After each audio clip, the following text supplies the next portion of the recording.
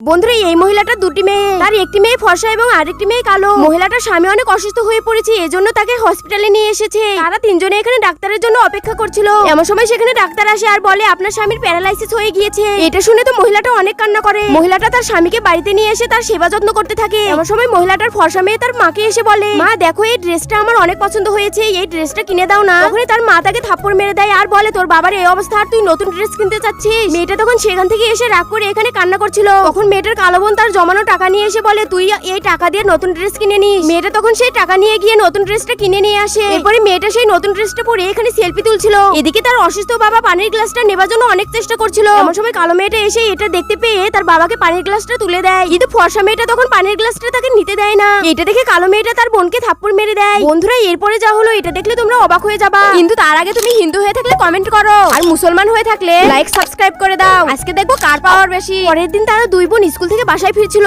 তখনই ফর্সা মেয়েটার গতকালকের করা ব্যবহারের উপরে রাগ উঠে যায়। ফর্সা মেয়েটা কালো মেয়েটাকে এখানে ধাক্কা মেরে ফেলে দেয়।